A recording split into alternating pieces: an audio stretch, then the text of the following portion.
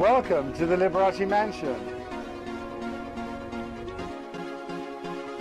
Hello, I'm Steve Schorr. We are live from the Liberace Mansion right here in Las Vegas. Probably one of the most important things that any of us can do is vote. It is something that people have died for, people have fought for. But knowing who to vote for is such a personal thing. Sometimes you have to search and research those individuals running for office. We think finding out who they are is critically important. On our program today, you'll meet one of the candidates running for the 3rd Congressional District seat here in Las Vegas. It is an important race. Last week we had one of the candidates, this week the other candidate. You'll meet her when we come back. Stay with us. Hey, it's Mark Chinook from Monday's Dark, and you are watching Under the Vegas Sun with Steve Schorr. The decision to run for a public office is probably one of the toughest decisions anyone can make. It really takes some personal perseverance in order to be able to do that, knowing who you are and what you are, considering everything they put up with today. A very special guest in the program today is an individual that I've known for a long time, who is the Democratic candidate for the 3rd Congressional District here in Las Vegas. We're honored to have Susie Lee as our very special guest. Welcome to our program. Steve, thank you for having me. It's been a long time that we've known one another, and I'm honored to be here with you. Thanks. So this whole thing about running for office is a personal choice that today I feel, the way politics has gone, is becoming tougher and tougher and tougher. A lot of it has to do with the individual. One of the things that I've pledged to the audience is kind of give an insight to the individual who is sitting where you are. You hail from Canton, Ohio, working family. Your dad, a veteran, steel worker. Your mom, who took care of yourself and 7 other children. 8 7 kids, other children. 6 sisters, 1 brother. 1 brother. Well, I don't know how the brother got there, but that really is pretty amazing. When you look at yourself today, how much of what you went through as a child created who I see in front of me today? Oh, I mean, I think it's pretty much everything. You know, I grew up, my father, like you said, was a veteran, but he also came from a broken family. And when he was a young man, he had to go to work in the steel mills to help get his 2 sisters out of an orphanage. You know, my family ended up in Canton, Ohio right before I was born. You know, we didn't feel like we needed anything, but we knew we had enough, but it wasn't like we were wanting. But, you know, my parents taught me that with hard work and a good education, I'd have a better opportunity than they have. And that certainly was the case for all of us, our kids. Like, we all were able to go on to higher ed. We all put ourselves through college. We didn't get out, you know, strapped with enormous amounts of debt. And we all were able to offer, you know, start a life out and have better opportunities than our parents. But then when I look at the next generation, and obviously with the work that I've done in this community, I don't think we can make that that promise is not being kept to that generation. And so many kids are having a tougher and tougher time to start out on the right foot and get ahead. And so many families are having a tougher and tougher time. Yep. I'm involved with a lot of different things, as you know, like you are in the community, and I find that families today, in order to survive, in order to do the things that we wanted to do for our children when we were young, have to do so much more today. Correct. I mean, we're leaving working families behind, and honestly, that's precisely why I decided to run for Congress. You know, my work with the inner city games, that's how we met 24 years ago.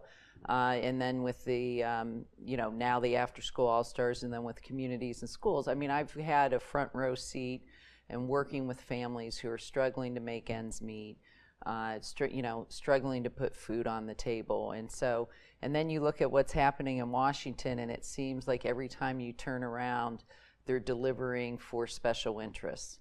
And people who are back there in Washington are more concerned about scoring points for their party than putting our country first, or, you know, and so more important that they deliver more for special interests than for working families. And, you know, when I was growing up, what I had going for me was a government that worked for the working class. And more importantly, I had people who reached out and helped me at key points in my life. I mean, you know, my father, I lived in Canton, Ohio. It was the steel rust belt, and unfortunately, he was laid off at the age of 57. I was a sophomore in college. Thought I was going to have to drop out of school, and fortunately, someone helped me out and gave me a job. And that's really what kept me on the right path, and that's why I've had a career of giving back to other people, because that was so important in my life and my success. So let me take a step back. 24 years ago, I remember being at the Mirage Hotel, and it was Elaine Wynn, Arnold Schwarzenegger, yourself, who became founding executive director of After School All-Stars. And at that event that I was very honored to be at, you probably, which you never understood, impacted me by what you said that day. You said that day that we as a country, we as a community, make a promise to our children. We've lost that ability to keep that promise anymore. Are we still that way in this country? Are we still, I hear all the time, all the rhetoric about make America great this, and America needs to be great again, and all these other have we missed making and keeping that promise? You know, I think it really comes down to families and looking at how families are struggling to make ends meet. And so many kids I mean, right now, 1 in 5 children in America is born into poverty. Here in Las Vegas, over 67% of our students in Clark County School District are on free and reduced lunch. You know, so we're really, when you look at the conditions that many of our kids are living in, it's not the exception, it's the rule. And, you know, and obviously, I've always been an education advocate. I believe in the power of education to open up doors of opportunity. And, you know, and so my deciding to run is sort of the next step, because I've been so involved in the education system here. But when you see that families really are struggling to get by, to me, we have to do more in Washington to help families. You, from what I understand, have definitive core values that you believe in. I would think the leader of that core value would be education, because you've been so involved in it. But that brings to mind certain things. There's a lot of discussion today about our educational system. I became very upset the other day. As you know, I have a public school named after me, and found out that the local school district cut $250,000 from an elementary school budget, which is just blows my mind that we can do that and still expect children to be able to be taught and learn. A lot of people are saying what we need today is a voucher program. Where do you stand on what we need as a country for education? And do we need vouchers? Do we need people to be able to put their kids in private school and, I think, forget about public education? You know, 99% of students go to public schools. I'm a graduate of public schools. I feel that the biggest issue is, as a country, we don't value public education as much as we should. You know, in Nevada here, we have the largest classroom sizes in the country. You know, we have so many kids who are struggling to be proficient at different levels. I don't believe it, but obviously, like I said before, so many of our kids are coming to our schools dealing with the barriers and the struggles of living in poverty. And, you know, taking money out of the school system and giving it to private schools, not accountable. They don't have to, they can select what students they want. You know, I don't think it's the direction we need to go as a country. I think we need to focus on valuing the inputs that we put into education, and that's teachers. And, you know, here in Las Vegas, every year we struggle with a deficit of teachers. We never have enough. We're importing them from Philippines. Yeah. Philippines. You know, but right Nothing now, wrong with the Philippines, right. but to import special education teachers from the Philippines because we can't get them here. Right. Amazing. And, you know, Clark County, I mean, Nevada, we just started full-day kindergarten just a couple years ago. When you look at the biggest return on investment in That's education it. dollars is early childhood education. Without a doubt. And so when you talk about my priorities in Congress, it's really about let's develop the teacher pipeline. Let's work on making sure we're attracting and retaining good teachers into our school district. You know, I was just out at Nevada State College yesterday. They're building a whole new building to really focus on training teachers so that they'll stay in our community. And I think we have an opportunity to start that pipeline in high school. We also have an opportunity with vocational and career training, which we've, with our career technical schools, we've led the way across the country. They're shining stars in Nevada. When we went to school, teachers were honored members of the community. Right. If you were a teacher, you were an honored member of the community. We've lost that. I know. We need to get it back. And I think it starts with, and also it really starts with looking at the values of our families and making sure that our families are able to earn a living wage and plan for their future. When you're struggling as a family and you're living in insecurity, it's so hard to deal with anything other than surviving.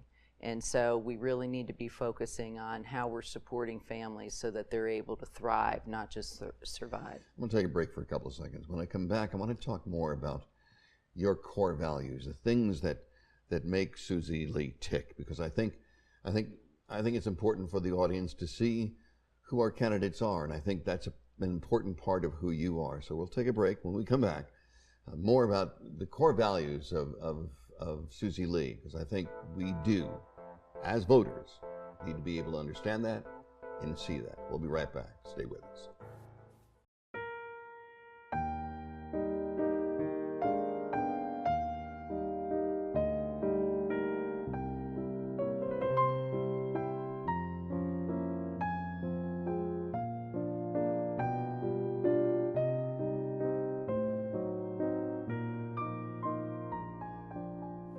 Hello, my name is Martin Ravenhill. I am the proprietor, owner of the Liberace Mansion, and I welcome you and invite you to explore all of the incredible features we have available at this historic house.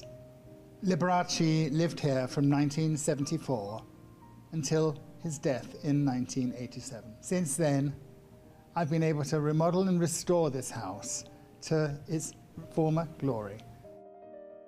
Here we have 15,000 square feet of amazing historic space available for weddings, ceremonies, corporate events, and charity fundraisers.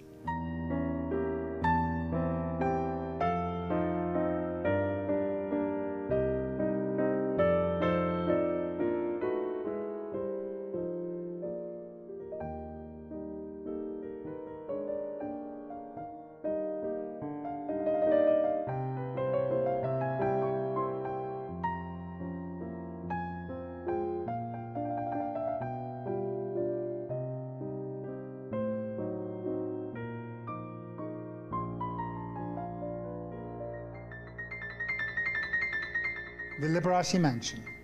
There is no place like it in the world.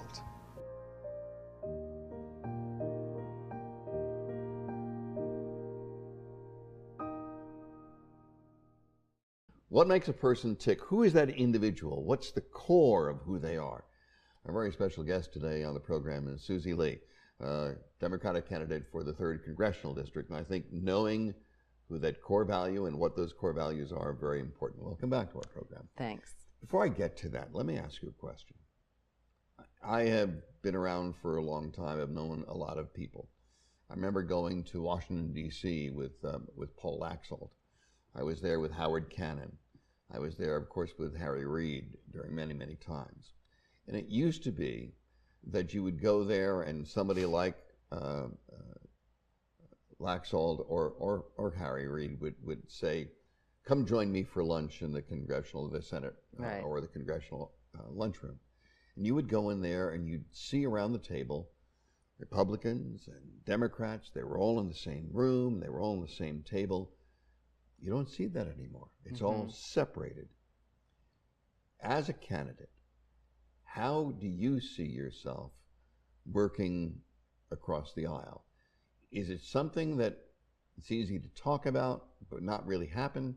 How do you see that occurring? You know, this has been a big part of my campaign, is my ability to work together with all types of people to have solutions and create solutions to our problems. And you know, I plan on getting to Congress and being a member of the Problem Solvers Caucus.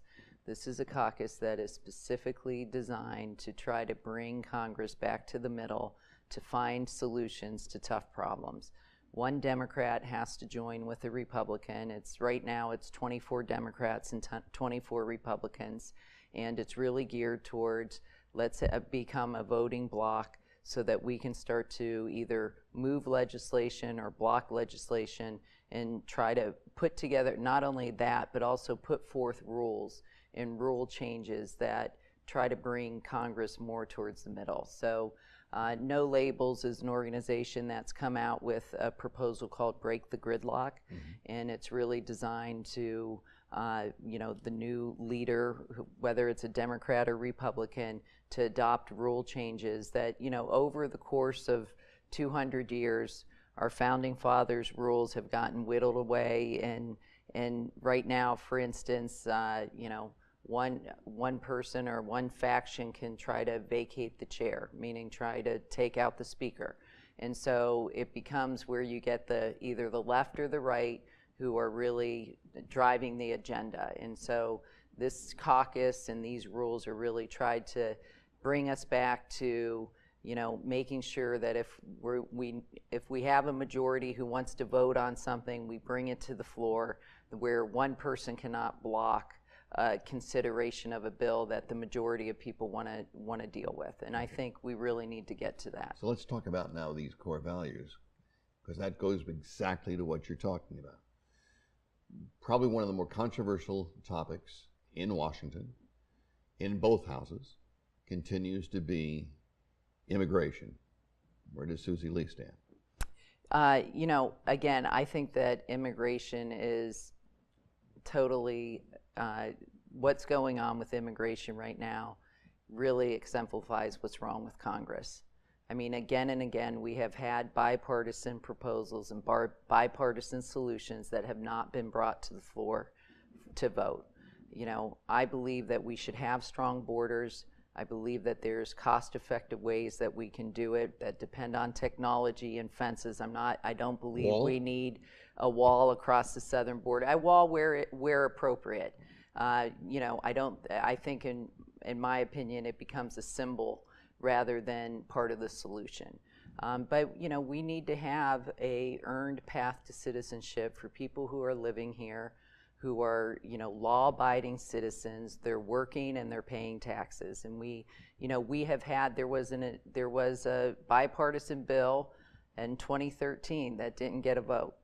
And so again, I think that, and then we look at what's going on with Dreamers. I mean, those are kids that I deal with every day. I talk with Dreamers who are at CSN, who are at UNLV, and their life's in turmoil right now. They don't know they don't know where they're going to be in a year from now. Imagine if you're graduating from college. You don't know where you're going to be. And you want to go to grad school, or high school, and you want to go to college. You know, so I think we need to quit using these young people as bargaining chips, and really, you know, deal with this in a humane manner, but also in a fair manner. But understanding that you can't get to the first conversation unless you talk about having secure borders, and then we can talk about what it is we want to do about our immigration policy that's fair. Immigration, gun control. Gun control. You know, gun control is a very personal issue to me. I think everyone in our community has a story around October 1st. I remember waking up to go work out and driving to the blood bank. I picked my son up from school that day on October 2nd, and he got in the car and started crying.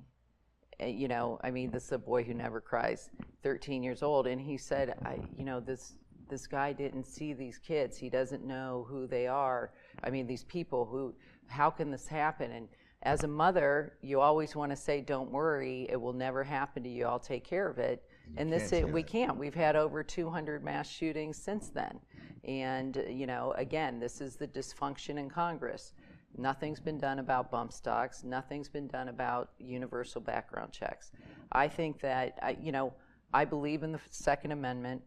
I believe we are a country that has a strong gun culture. People want to hunt. I respect that. People want to be able to protect their families. I respect that. But I think we can take some common sense measures to reduce the loss of life at the hands of guns.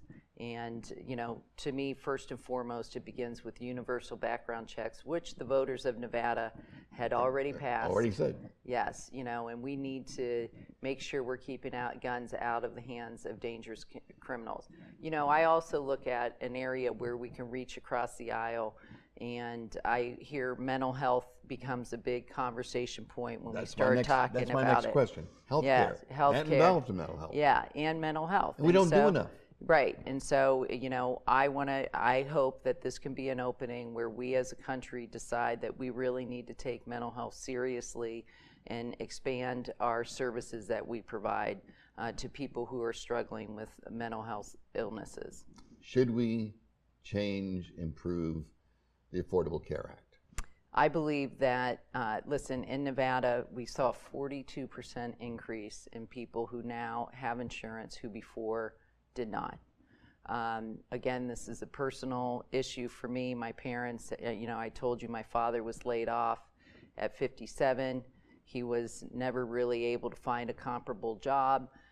They were in that gap and weren't qualified for Medicare, but couldn't afford health care, you know, health insurance, because they both had pre-existing conditions, high blood pressure. My mother suffered a heart attack, and the bill they received was $80,000, which was about the value of their home.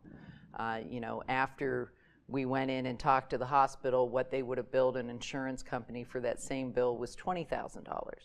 You know, and so you know, here's a couple that had worked their whole lives and then were at risk of losing their health because of pre-existing conditions. So, you know, the Affordable Care Act protects pre-existing conditions.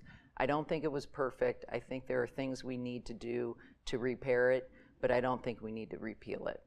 People are sitting right now listening to Susie Lee, listening to your core values, things that are important to you, and saying, okay, but why should I vote for Susie Lee? When you consider it, when you think about it, why should people vote for Susie Lee? I think they need to look at my past and what I've accomplished and what I've done in my career. You know, when I moved here 25 years ago, I worked with Jan Jones, the mayor, and I was really struck in Nevada that, you know, beyond the glitz and glamour of the Strip, there were people who were really struggling. And she and I got to work and open the city's first drop-in homeless center, MASH. I'm sure you remember that. Oh, before. Yes, indeed. You know, and then the inner city games really was a result of the school district cutting after-school funding funding for after-school programs. And, you know, so I rolled up my sleeves and started that organization. I mean, remember when we started, it was a Saturday program, and, you know, a couple years later turned into an after-school program, because that's really what we felt where the gap was for kids. And then, you know, right across the street's Nevada Partnership for Homeless Youth. I was part of Nevada Women's Philanthropy, which is a group that's invested in many nonprofits in this community, including Nevada Partnership for Homeless Youth. And then for the past 6 years, I've been running communities and schools as the board president. And under my leadership, we've developed a partnership with the school district, and now serve 64,000 students, not only here, but in Reno and Elko, and get a graduation rate of 87% for the kids we serve. So I think it's pretty clear, looking at my track record, looking at what I've done in this community, and it's not just doing good, it's getting results. And that's what we need a little more of in Washington. Well, I want to thank you very much for sharing your insights. I think that we as voters need to be able to look at candidates and see who they are and what they stand for. And I think now listening to you, hopefully the the audience and the voters get a better grasp of that, because that's the whole idea here. So thank you very much for being with us. I really do appreciate it. Well, good to see you. Thanks, Good to see Steve. you. Thanks for having me. It is all about you now and how you see things and what you believe. Hopefully these last 2 weeks for the 3rd Congressional District gave you the insights that you need. I'll have some closing words in a moment. Hi, I'm Frankie Shinta, downtown's king of entertainment. You're watching Under the Vegas Sun with Steve Schorr. It's interesting how much you really can learn from a candidate if you ask the questions. Once again, I think this has been a very, very contentious election. I think as voters, it's very important for us to vote for the people that we think represent us and the opinions and the things that they really want to be able to do once they are elected. That's the most important thing that I think any of us can really do when it comes to voting for someone for Congress or even our local elections. Don't forget, if you're watching us on YouTube, subscribe. Be a fan of us on YouTube as well as watching us right here. Until the next time, I'm Steve Schorr. Be safe and enjoy life under the Vegas sun.